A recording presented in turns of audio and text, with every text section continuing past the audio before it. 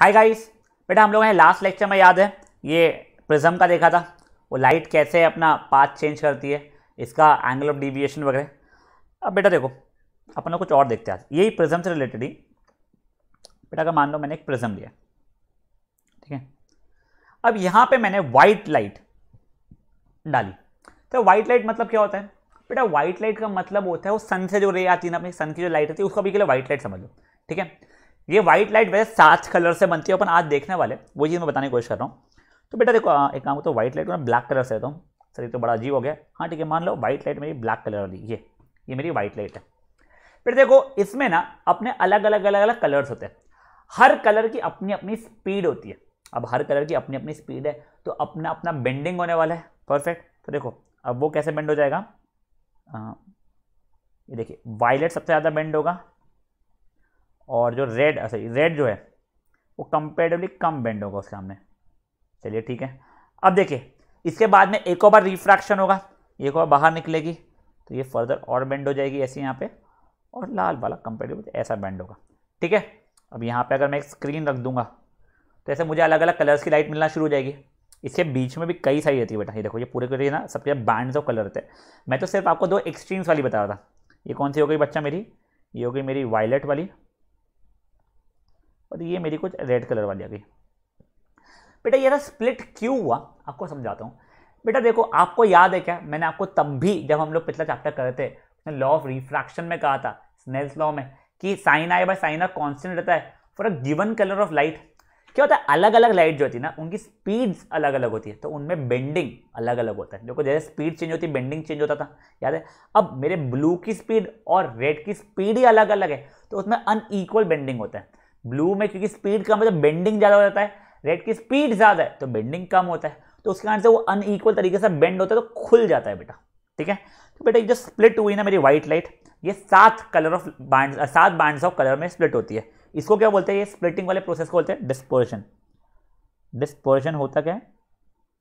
Is a process of splitting of white light, splitting of white light in 7 bands of colour, ठीक है। बेटा देखो ये 7 bands of colour जो है ना, इसको ही हम बोलते हैं स्पेक्ट्रम। क्या बोलते हैं हम लोग? स्पेक्ट्रम। मतलब जो व्हाइट लाइट स्पेक्ट्रम में स्प्लिट हो जाती है उसे हम लोग क्या बोलते हैं? डिस्पर्शन बोलते हैं। अब बेटे 7 बैंड ऑफ कलर जो है इसको रटने का कौन से कलर है उसका तरीका होता है विबग्योर। क्या बोलते हैं? VIBGYOR, VIBGYOR. देखिए VIBGYOR मतलब ये अपना अपना अपना ना कलर का निमोनिक्स है। तो R स्टैंड्स फॉर व्हाट? देखो मैं, ये हो गया रेड, ये हो गया ऑरेंज, ये हो गया येलो। ये येलो ग्रीन के आसपास की कलर रहता है सबसे। तो देखो ये हो गया yellow, green, blue, indigo and violet. देखो विबग्योर में नीचे से ऊपर जान पूछ लिखा है। क्यों बेटा? जो ये लाइट है ना जो आती है वो ऐसे नहीं, देखो ऐसे नहीं आती वैसे ऑब्वियसली, वो जो ऐसी लाइट आई है वो एक यहाँ पे, यहाँ पे, यहाँ पे, यहाँ पे, यहाँ पे, ये स्प्लिट जो हुई है तो सबसे ऊपर रहता है रेड, सबसे नीचे रहता है वायलेट, इसलिए विबग्योर को मैंने नीचे से लिखा है, ठीक है। तो बेटा ध्यान रखिएगा अपना जब व्हाइट लाइट स्प्लिट होता है 7 बैंड्स ऑफ कलर में, इस प्रोसेस को डिस्पर्शन बोलते हैं। ये 7 बैंड्स ऑफ कलर को हम स्पेक्ट्रम बोलते हैं, और वो स्पेक्ट्रम में जो 7 बैंड्स है उसको रखने का तरीका क्या है? विबग्योर। ये बचपन में पढ़ा है, हर एक चीज़ का आपको नाम पता चल चुका है, ठीक है। अब देखिए बेटा इसमें ये जो वायलेट जो होता है ना, इसकी स्पीड सबसे कम रहती है, इसलिए बेंडिंग सबसे ज़्यादा होती है। और वही चीज़ रेड जो है बेटा मेरा, इसकी स्पीड सबसे ज़्यादा होती है, इसीलिए बेंडिंग सबसे कम होती है। आगे अपन वेवलेंथ का भी डिस्कशन करने वाले हैं कि इसकी वेवलेंथ सबसे ज़्यादा होती है और इसकी ब्लू वाले की वेवलेंथ सबसे कम होती है। बट अभी के लिए वेवलेंथ को आप इग्नोर करना चाहते हो आप कर सकते हो, बट आपको स्पीड और बेंडिंग पता होना चाहिए कि वायलेट की स्पीड सबसे कम इसलिए बेंडिंग सबसे ज़्यादा, और रेड की स्पीड सबसे ज़्यादा इसलिए बेंडिंग सबसे कम। तो ये हो गया। चलिए ठीक है। अब बेटा देखो ये सब कुछ न्यूटन बाबा ने निकाला था। अब न्यूटन बाबा के दिमाग में आया कि सर अगर मान लो ये व्हाइट लाइट स्प्लिट होकर 7 में बनती है तो सातों के सातों जुड़ेंगे तो वापस व्हाइट लाइट बनेगी क्या? तो भैया ने क्या मस्ती करना शुरू किया, देखो एक प्रिज्म लिए और उसी के बाजू में एक और आइडेंटिकल प्रिज्म बस उल्टा रख दिया।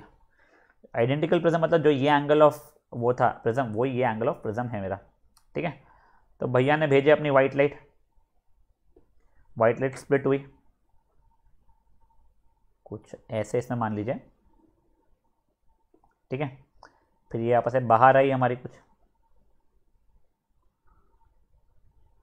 बट फिर इसके बाद में क्या हुआ बेटा, जब इसके अंदर घुसी ना तो कुछ ऐसी मूव हुई और मेल मिलाप करके वो व्हाइट लाइट जैसी बाहर आ गई। तो इसके थ्रू वो बता पाए थे कि व्हाइट लाइट में 7 बैंड्स ऑफ कलर है और ये 7 बैंड ऑफ कलर को मैं वापस मिला दूं तो मेरी व्हाइट लाइट बन जाती है, ठीक है। ये भैया का बताने का मेजर एम था, ठीक है। ये अपना बेसिक से अपना डिस्पर्शन देख लिया, स्पेक्ट्रम का मतलब देख लिया, विबग्योर का ट्रिक देख लिया, फिर ये अपने बाबा का ये एक्सपेरिमेंट देख लिया जिसमें स्प्लिट करके अपन जोड़ दिया था।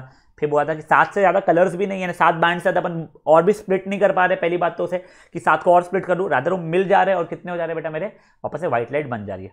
चलो ठीक है।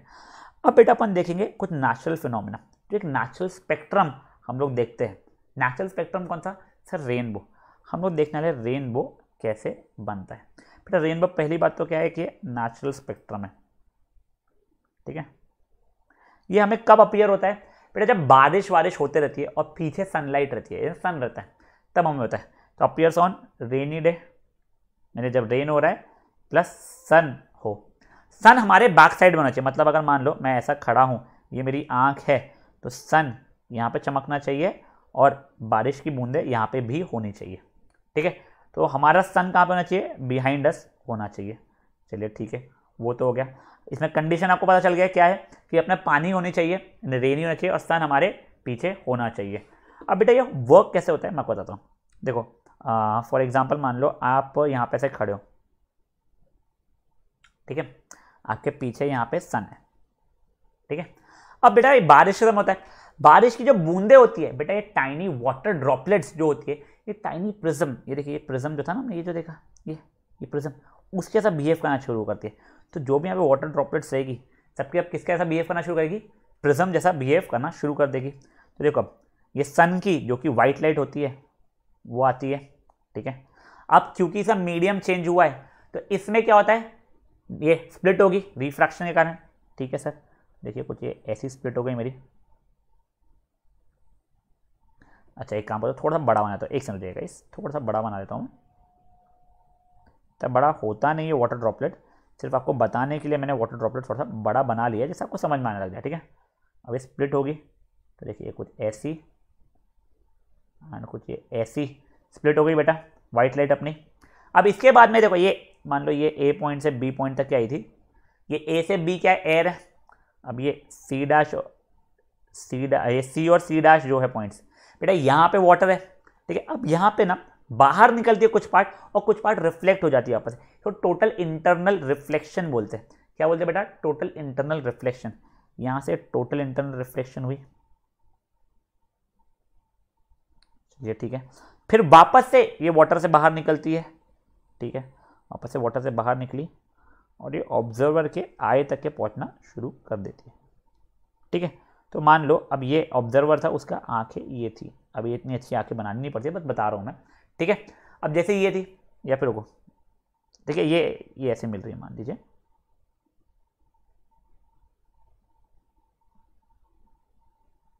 ठीक है, और ये बंदे की आंख है, ये आपको दिख रहा है यहाँ से रेज आ रही है। तो अब बेटा देखो ये दोनों अलग अलग पाथ से आई हुई है मेरे लिए, हाँ देखो एक ऐसी आई है एक ऐसी आई है, तो मैं डिफ्रेंशिएट कर पा रहा हूँ दोनों चीज़ों को, तो एग्जैक्टली यही, तो मुझे विबग्योर मतलब मेरा क्या ये रेनबो दिखना शुरू हो जाता है।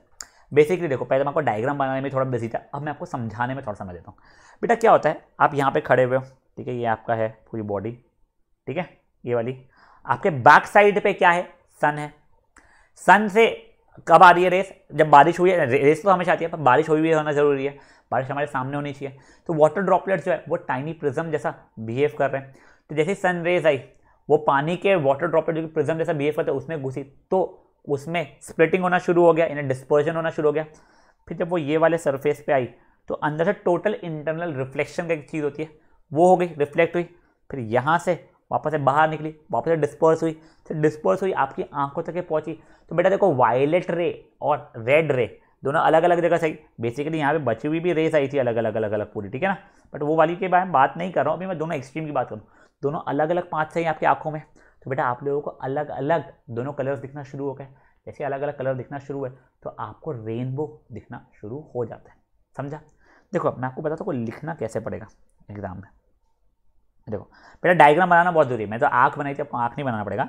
आपको पहले कहना पड़ेगा रेनबो क्या होता है, वैसे एक नेचुरल स्पेक्ट्रम होता है, ये हमेशा रेन शावर के समय में दिखाई देता है कि अगर रेन चल रही है और पीछे सन है, या फिर जस्ट रेन हो चुकी है एटमॉस्फेयर में पानी के ड्रॉपलेट्स प्रेजेंट है और सन भी है, ठीक है। सन हमारे बैक साइड में होना चाहिए, नेसेसरी कंडीशन क्या है, presence of water droplets in atmosphere और sun should be at the back of the कहते हैं वो ह्यूमन बॉडी जो भी है ऑब्जर्वर। अब रीजन क्या है बेटा, अपना व्हाइट लाइट जो होता है, सन रहता है व्हाइट लाइट रहता है, वो आके डिस्पर्स होना शुरू हो जाता है टाइनी वाटर ड्रॉपलेट में।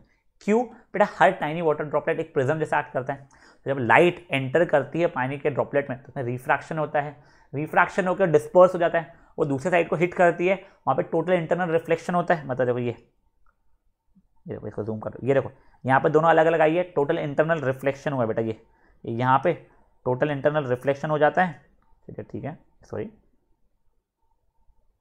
अब उसे अंदर क्या होता है, टोटल इंटरनल रिफ्लेक्शन हुआ, फिर वो अदर साइड से वापस से बाहर निकलती है, मतलब देखिए यहाँ से वापस से बाहर निकलना शुरू हो जाती है, वापस से रिफ्रैक्शन उसके अंदर होना शुरू हो जाता है, फिर ईच रिफ्रैक्टेड रे या each refraction causes dispersion of white light. देखो 2 बार रिफ्रैक्शन हुआ तो दोनों बार डिस्पर्स होना शुरू हो गई, खुल गया, फिर ये आंखें ह्यूमन आई में आती है अलग अलग पाथ से, इसलिए हमें अलग अलग दिखाई देना शुरू हो जाती है रे, तो उस कारण से हमें वो 7 बैंड से कलर दिखना शुरू होते हैं, इसलिए हमें रेनबो दिखना शुरू हो जाता है, ठीक है। चलो ये छोटा सा आज इतना ही करना था हमें, फट से एक बार देखते हैं, रिवाइज कर लेते हैं। क्या दिया हुआ है बेटा, डिस्पर्शन का होता है splitting of white light into 7 bands of colour which is called spectrum, ठीक है। ये 7 बैंड्स ऑफ कलर को याद करने का ट्रिक है विबग्योर। रेड जो है उसकी स्पीड सबसे ज़्यादा होती है, इसलिए उसका बेंडिंग सबसे कम होता है, इसलिए सबसे ऊपर हो रहती है। अभी के लिए आप लोग वेवलेंथ को इग्नोर कर सकते हैं, और जो वायलेट है उसकी स्पीड सबसे कम होती है, इसलिए बेंडिंग सबसे ज़्यादा होता है, तो उसकी और वेवलेंथ जो है उसको भी हम लोग अभी के लिए इग्नोर कर सकते हैं, ठीक है।